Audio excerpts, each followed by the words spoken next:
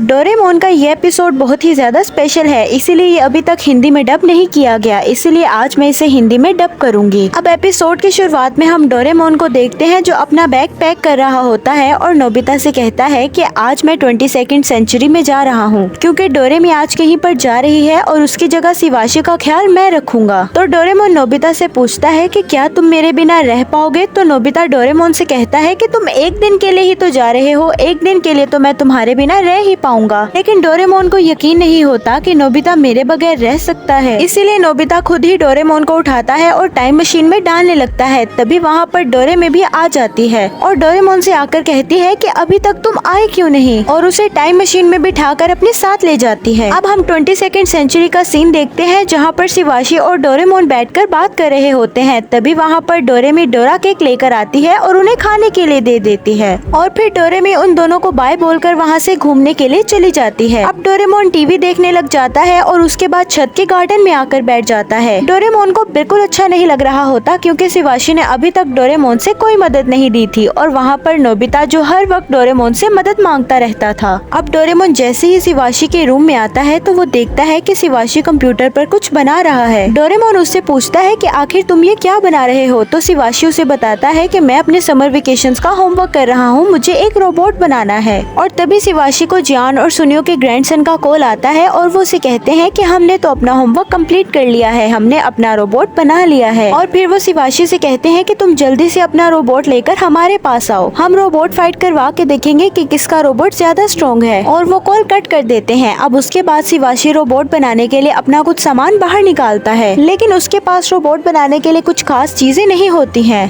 तो शिवाशी कहता है कि मैं अपना रोबोट कैसे बनाऊं। तो डोरेमोन को उन चीजों में एक छोटा रोबोट दिखता है। तो डोरेमोन शिवाशी से कहता है कि तुम बिल्कुल भी चिंता मत करो। ये बोलकर डोरेमोन अपनी पॉकेट से लिक्विड गैजेट बाहर निकालता है और डोरेमोन उस गैजेट का यूज उस रोबोट पे करता है जिससे कि उस रोबोट का साइज बड़ा हो जाता है। ये देखकर डोरेमोन बहुत सारा लिक्विड उस रोबोट पे डाल देता है जिससे कि वो रोबोट बहुत ज्यादा बड़ा हो जाता है और ताकतवर बन जाता है। लेकिन थोड़ी ही देर में वो स्ट्रॉन्ग रोबोट एक बूढ़ा रोबोट बन जाता है क्योंकि डोरेमोन ने उस रोबोट के ऊपर ज्यादा ही लिक्विड डाल दिया था। बूढ़ा रोबोट देखकर शिवाशी डोरेमोन से कहता है कि आखिर मैं इसके साथ कैसे फाइट करवा सकता हूँ। तो डोरेमोन शिवाशी की हेल्प करने के लिए फिर से एक गैजेट बाहर निकालता है और फिर डोरेमोन शिवाशी से कहता है कि तुम इस गैजेट की मदद से अपना एक रोबोट बना सकते हो, तुम्हें किस टाइप का रोबोट बनाना है ये तुम्हें इस माइक में बोलना होगा। डोरेमोन की बात मानकर शिवाशी माइक में बोलता है कि मुझे एक बहुत ही स्ट्रॉन्ग रोबोट चाहिए। शिवाशी के ये बोलते ही उस गैजेट से रोबोट बनाने का ब्लूप्रिंट बाहर निकल आता है। शिवाशी उस ब्लूप्रिंट को देखकर एक रोबोट तैयार कर लेता है, लेकिन वो रोबोट देखने में गोंदसुके जैसा होता है।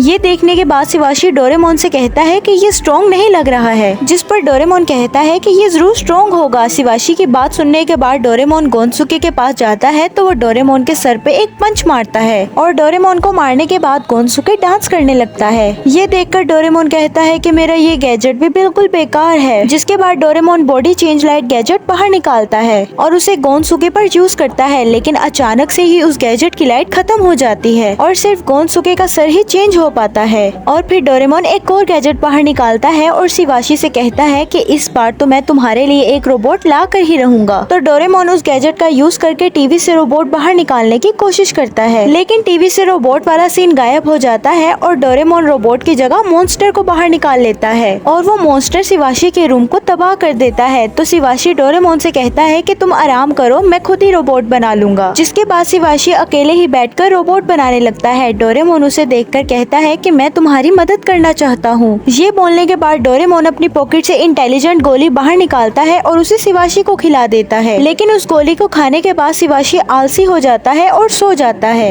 ये देखकर डोरेमोन कहता है कि मैंने फिर से गलत गैजेट निकाल दिया। अब थोड़ी देर बाद शिवाशी नॉर्मल हो जाता है और वो अपना रोबोट बना लेता है। शिवाशी का रोबोट देखकर डोरेमोन काफी हैरान हो जाता है और कहता है ये तुमने अकेले ही बनाया है और ये बहुत ही ज्यादा अच्छा है। जिसके बाद शिवाशी कहता है कि मैं अब उन लोगों के साथ मुकाबला करने के लिए तैयार हूँ। जिसके बाद शिवाशी अपना रोबोट लेकर जियान और सुनियो के ग्रैंडसन के पास आ जाता है। अभी के लिए मैं इन दोनों को जियान और सुनियो ही बोलूंगी। जियान शिवाशी से कहता है कि तुम्हारा रोबोट तो देखने में ताकतवर लग रहा है, लेकिन डेफिनेटली तुम हमसे हारने वाले हो। तो शिवाशी उनसे कहता है कि ये तो मुकाबला होने के बाद ही पता लगेगा कि कौन हारेगा और कौन जीतेगा। तभी सुनियो अपने रोबोट को फाइट करने के लिए आगे भेज देता है और शिवाशी भी अपने रोबोट को आगे भेज देता है और तभी उन दोनों रोबोट के बीच में फाइट होने लगती है और सुनियो का रोबोट शिवाशी के रोबोट को उठाकर फेंक देता है। और फिर जियान और सुनियो शिवाशी से कहने लगते हैं कि तुम्हारा रोबोट तो बहुत ही ज्यादा कमजोर था। लेकिन तभी शिवाशी का रोबोट उनके रोबोट के ऊपर हमला करता है और उनके रोबोट को नीचे गिरा देता है। तो शिवाशी कहता है कि अब बोलो किसका रोबोट कमजोर है। लेकिन तभी जियान और सुनियो का रोबोट फिर से उठ जाता है और एक फायर पंच बनाकर शिवाशी के रोबोट के मुंह के ऊपर मारता है, जिससे कि वो नीचे गिर जाता है और वो तुरंत ही उड़कर शिवाशी के रोबोट को खत्म करने के लिए आगे बढ़ता है। लेकिन तभी डोरेमोन उन दोनों रोबोट्स के ऊपर स्मोक ग्रेनेड फेंक देता है। लेकिन वो ग्रेनेड जैसे ही ब्लास्ट होता है तो वो दोनों रोबोट अजीब अजीब सी हरकतें करने लगते हैं और डांस करने लगते हैं। ये देखकर शिवाशी डोरेमोन पे बहुत ज्यादा गुस्सा करने लगता है। अब हमें शाम का सीन दिखाया जाता है। अब डोरेमी शाम में घर वापस आती है तो वो देखती है कि शिवाशी अपने रोबोट को ठीक कर रहा है और डोरेमोन वहीं पर ही उदास बैठा है। डोरेमोन शिवाशी से माफी मांगता है, जिस पर शिवाशी कहता है कि तुम्हें माफी मांगने की कोई जरूरत नहीं है, मुझे पता है कि तुम बस मेरी मदद करने की कोशिश कर रहे थे। ये सुनकर डोरेमोन खुश हो जाता है और फिर नोबिता के पास वापस चला जाता है। अब अगले दिन नोबिता ग्राउंड के पास से गुजर रहा होता है तो वो देखता है कि जियान बहुत गुस्से में है। नोबिता वहाँ से चुपचाप निकलने की कोशिश करता है, लेकिन तभी जियान उसके पास आकर उसे कहता है कि क्या तुमने मेरा माइक्रोफोन तोड़ा है। जिस पर नोबिता कहता है कि मैं तो अभी अभी यहाँ पर आया हूँ, मैं तुम्हारा माइक्रोफोन कैसे तोड़ सकता हूँ। तो जियान कहता है कि ये तो मुझे नहीं पता, लेकिन किसी ने मेरा माइक्रोफोन तोड़ दिया। जियान नोबिता को बताता है कि मैं यहाँ पर अपने गाने की प्रैक्टिस करने आया था, लेकिन अर्जेंटली मुझे यहाँ पर टॉयलेट जाना पड़ गया और जब मैं वापस आया तो मैंने देखा कि मेरा माइक्रोफोन नीचे गिरा हुआ था और जब मैंने ऑन किया तो वो पूरी तरह से खराब हो चुका था। ये बोलकर जियान नोबिता पे बहुत ज्यादा गुस्सा करने लगता है और वो नोबिता को माइक पकड़ा के कहता है कि तुम जल्दी से पता करो कि मेरा माइक किसने तोड़ा है, मैं तुम्हारा वेट करूंगा। ये बोलकर जियान वहाँ से वापस चला जाता है और नोबिता भी भागकर अपने घर आ जाता है। और जैसे ही वो अपने रूम में जाता है तो डोरेमोन उसे कहता है कि क्या तुमने मेरा डोरा केक खाया है। तो नोबिता कहता है नहीं नहीं, मैंने नहीं खाया। ये सुनने के बाद डोरेमोन अपनी पॉकेट से पुलिस गैजेट बाहर निकालता है और फिर डोरेमोन डोरा केक की प्लेट के ऊपर एक पाउडर सा डालता है और वो पाउडर प्लेट के ऊपर डलते ही फिंगरप्रिंट्स के निशान आ जाते हैं और फिर डोरेमोन नोबिता के फिंगरप्रिंट मैच करवाता है और वो फिंगरप्रिंट तुरंत ही नोबिता से मैच हो जाते हैं और नोबिता पकड़ा जाता है और वो डोरेमोन से माफी मांग लेता है। उसके बाद वो जियान वाली सारी बात बताता है जो जियान ने उससे कही थी। तो डोरेमोन जियान के माइक्रोफोन के ऊपर वही पाउडर डालता है, जिससे कि बहुत सारे फिंगरप्रिंट उस माइक्रोफोन के ऊपर आ जाते हैं। इतने सारे फिंगरप्रिंट्स देखने के बाद नोबिता कहता है कि हमें कैसे पता चलेगा कि आखिर असली मुजरिम कौन है। तो डोरेमोन कहता है कि तुम बिल्कुल भी फिक्र मत करो, मेरे इस गैजेट की मदद से हम असली मुजरिम को पकड़ ही लेंगे। जिसके बाद डोरेमोन और नोबिता जासूस बन के ग्राउंड में आ जाते हैं। तो तभी वहाँ पर बिल्ली आ जाती है। तो डोरेमोन अपना आईडी कार्ड दिखाकर उस बिल्ली से पूछता है कि क्या तुमने कुछ घंटे पहले ग्राउंड में किसी को देखा था। तो वो बिल्ली कहती है नहीं। तभी वहाँ पर कौवा भी होता है। तो डोरेमोन आईडी कार्ड दिखाकर उसे भी अपने पास बुला लेता है। डोरेमोन भी उस कौवे से वही सवाल पूछता है। तो वो कौवा बताने लगता है कि थोड़ी देर पहले यहाँ पर मैंने एक टेढ़े मुंह वाले लड़के को देखा था। तो डोरेमोन उस कौवे को सुनियो की तस्वीर दिखाकर कहता है कि क्या यही था। तो वो कौवा कहता है हाँ। ये सुनकर डोरेमोन और नोबिता सुनियो के घर आ जाते हैं। डोरेमोन अपना आईडी कार्ड सुनियो की मोम को दिखाकर कहता है कि हमें अंदर आने दीजिए, हमें पता लग गया है कि सुनियो मुजरिम है। ये जानने के बाद सुनियो की मोम दरवाजा बंद करने लगती है, लेकिन डोरेमोन और नोबिता घर के अंदर आ ही जाते हैं। सुनियो की मोम डोरेमोन और नोबिता को पकड़ के चिल्लाने लगती है, जिसे देखकर सुनियो वहाँ से भागने लगता है। तो डोरेमोन और नोबिता भी उसके पीछे भागने लगते हैं। भागते भागते रास्ते में सुनियो का जूता खुल जाता है, लेकिन सुनियो फिर भी भागने लगता है। डोरेमोन और नोबिता को नहीं पता होता कि सुनियो किस तरफ गया है। तो डोरेमोन एक जासूस डॉग बाहर निकालता है। तो वो सुनियो का जूता स्मेल करता है और वहाँ से भागने लगता है। डोरेमोन और नोबिता भी उसका पीछा करते करते पार्क में आ जाते हैं, जहाँ पर सुनियो छुपा होता है।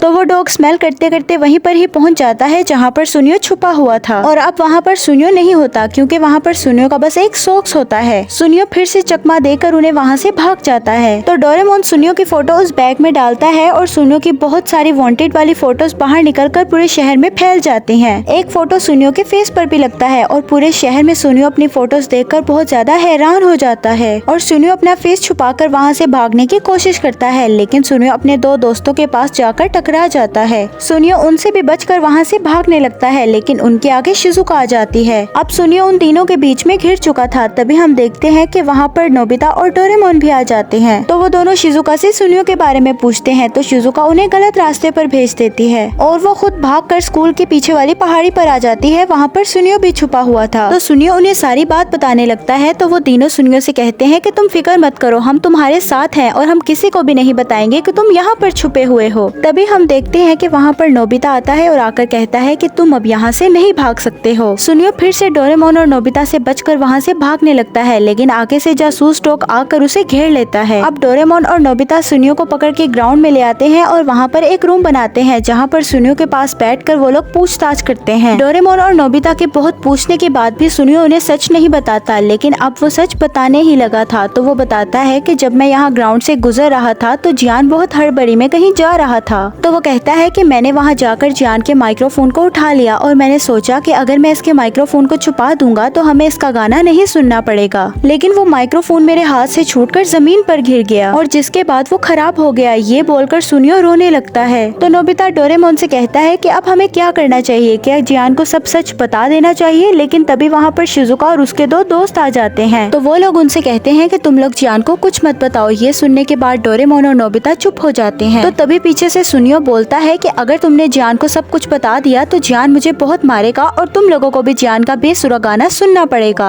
लेकिन ये सारी बातें जियान सुनियो की सुन लेता है और सुनियो को बहुत मारता है। तभी वहाँ पर जैको भी आ जाती है और उसे माइक्रोफोन की बैटरी दे देती है और कहती है कि ये बैटरी मैंने टॉर्च चलाने के लिए यूज की थी। ये सुनने के बाद जियान अपने माइक्रोफोन में बैटरी डालता है और देखता है कि उसका माइक तो बिल्कुल ठीक है। जिसके बाद जियान सबको वहाँ पर बिठाकर अपना गाना सुनाने लगता है और ये एपिसोड यहीं पर ही एंड हो जाती है।